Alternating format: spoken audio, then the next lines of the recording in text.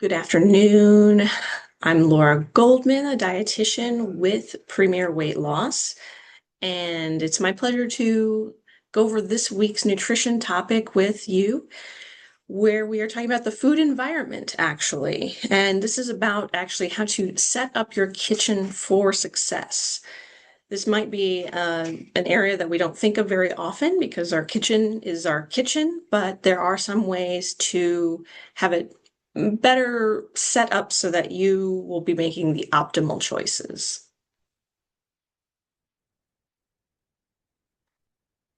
As always, just remember it's the quality of your calories that matters. And so the focus of today's topic will be on putting those quality calories front and center and making them the easiest to choose.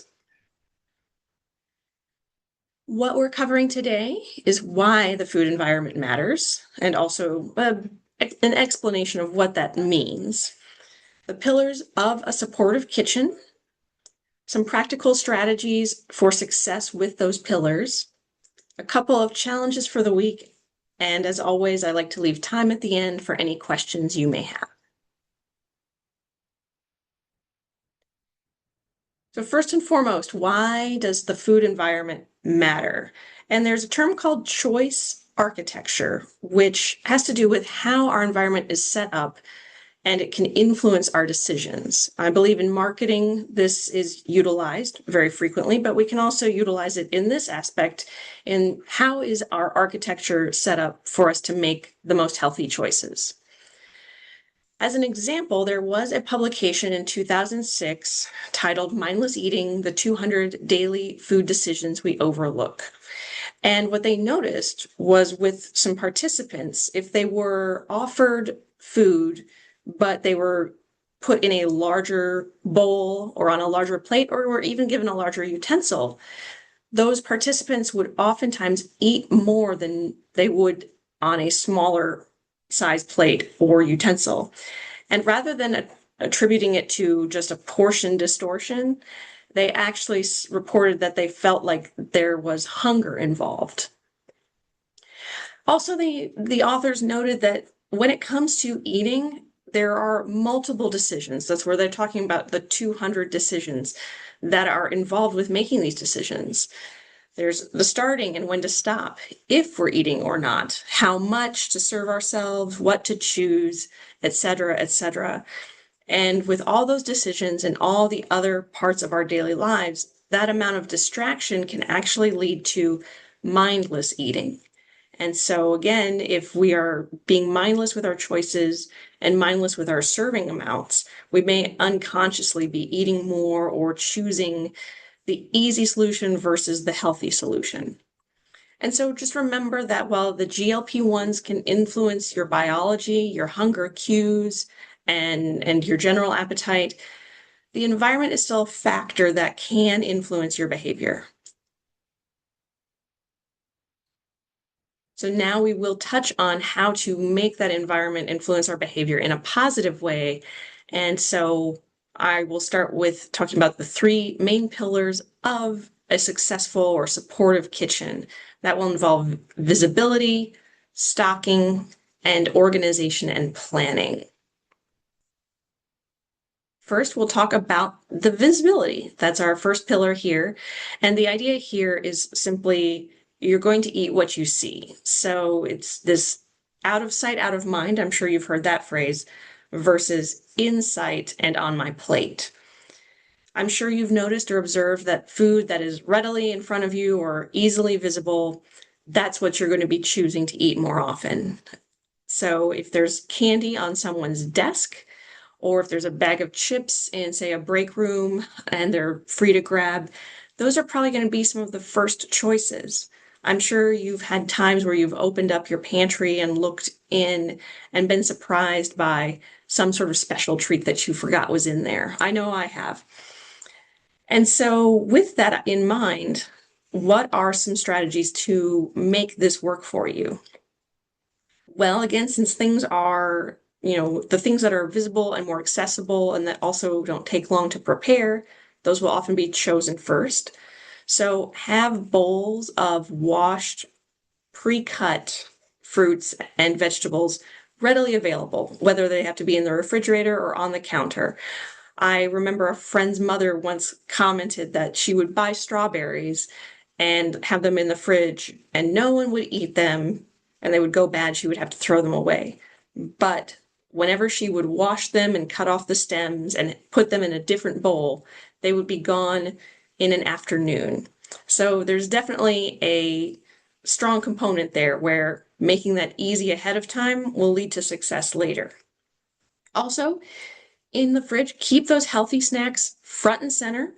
And if there are some less healthy choices or some second servings of foods that are much more filling, but are easy to maybe munch on more often than you would, if you have opaque containers, put them in there, or at least have them further to the back or in a different part of the refrigerator. Some of the things to have in the front of the fridge that are snacks or at least protein rich are items like Greek yogurt or hard-boiled eggs. I know some people really enjoy even just having some string cheese or some cottage cheese, whatever works for you. And try to relocate that candy dish or those chip bags to your pantry if possible. Moving on to the second pillar, it is always about stocking up and having the pantry ready or having the refrigerator ready. And so it's very important to keep those high quality foods available whenever possible. They might not be the most fun to go out and buy, but they are definitely some of the most useful to have available. So I'm even giving an example of a list. This is only a partial portion of this list, but a list of essentially areas to shop from with these are the fresh on the left hand side. The vegetables and fruits are the fresh versions, so you can see boxed or bag. Condiment examples, dairy and eggs, but then on the right hand you see vegetables and fruits again, and those actually are in the frozen section. That headline isn't visible on this picture here, but that's supposed to be in the freezer as well, because it's nice to have frozen veggies and fruits that won't go bad if you know you're going to be using them for a sauteed or stir-fry type of dish. Those reheat very easily, or with fruits, those are great for smoothies or putting on top of yogurt. So this is a very small portion of this list, which I do have the full size if anyone is interested in having that to reference if they're going shopping. I do list here some basic staples as well under the protein. Canned foods can also be very helpful to have in the pantry. Produce we covered, and then along with the canned meat and fish, the beans and lentils are also very handy to have. Dried beans or canned beans, whichever preparation method you prefer. Also, nut butters are very high in protein, and having the olive oil and whole grain crackers and breads. These are just some very basic staples that can be made into healthier meals. I do want to point out, though, that while it's important to limit the ultra-processed foods, don't necessarily ban them, because if you feel completely deprived of something that might be a favorite, that's really not going to be set up for success. You should still be allowed to enjoy certain foods, but more in moderation. So chips and cookies, when Girl Scout season is around, if you have a specific favorite, Thin Mints for myself, then you can still have them, but just limit the amount. And then pillar 3. This is about organization so that you can reduce that decision fatigue. Like I mentioned earlier, when you're having to make multiple decisions during the day that aren't even related to food, that can lead to impulsive food choices later. Our ability to be very decisive and controlled can wax and wane a little bit. It's a bit of a finite resource. And so try to avoid that fatigue ahead of time. Make things easier for yourself when you have the energy to do so. And I do give a few strategies here where meal prep, if you have certain foods that you know you can just prep ahead of time for a specific recipe, that's great. Or if you have a bunch of ground beef, why not batch cook all of it? You can portion it out, you can freeze what you don't need, and that will last, and it will be ready to reheat and put in any sauces, soups, or other foods. And you can also do that with grains and veggies, and you can mix and match or use those as ingredients to put in some recipes in the future. That saves you some time. Also, if you've already meal prepped full meals, try and have some of these grab and go containers where you can pre-portion your foods into those smaller containers and those smaller bags at the start of the week. You'll be ready to have some lunches to carry with you or a breakfast if you need to hit the road early and you're already ready to go. And again, this 2-minute rule idea is that if something more snack-like than meal, because there's no meal that I know of that takes less than 2 minutes to prepare, but we're oftentimes less likely to choose something if it takes us more than 2 minutes to put together if we're just wanting a small something to eat. So when you have those healthy snacks available or those foods available, get those pre-washed, get those chopped up and portioned out, so that way it will be an easy choice later on. And with all of that, we're already near the end here with the challenges for the week. First challenge is to do a little audit of your kitchen counter or your kitchen in general. Take everything off of the counters, especially if you have snack baskets or anything like that, and then only put back what supports your health goals. So if there was that candy dish, try and put a fruit bowl there.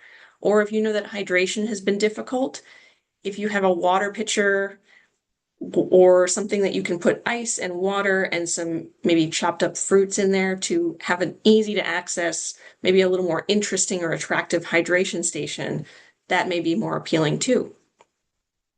And then the challenge number 2 is trying to prepare the front of your refrigerator, which is also a good time to essentially purge your refrigerator and reorganize it and clean it out. So make sure that those easy to grab foods are protein rich or are a veggie or a fruit that are near the very front and also in the most easy to reach, easy to visualize areas of your refrigerator. And have something like hard-boiled eggs in the fridge, maybe a rotisserie chicken or some pre-portioned yogurt cups. I often do that if I know I have to be somewhere early in the morning, but want to pack my breakfast. I will have my yogurt already portioned out and ready to go. And that way, once you have all of that prepared, it will be ready for you whenever you need to eat something next.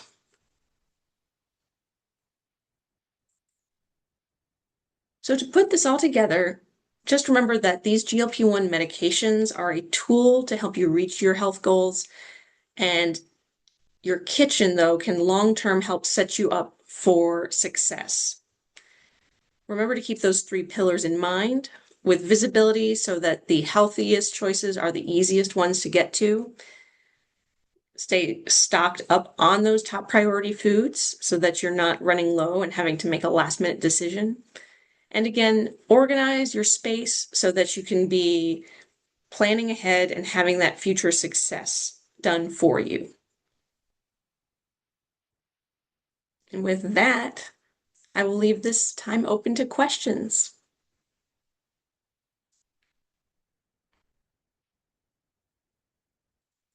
Okay, well, it's been an absolute pleasure on this warm afternoon. I hope that you found this informative and maybe inspiring to do a little spring clean of the kitchen to get that all set up. And if you have any questions about this topic or other nutrition topics, please reach out to the Premier Weight Loss staff and they can get you in touch with myself if they don't have the answer. And I hope to see you in the next one. Bye.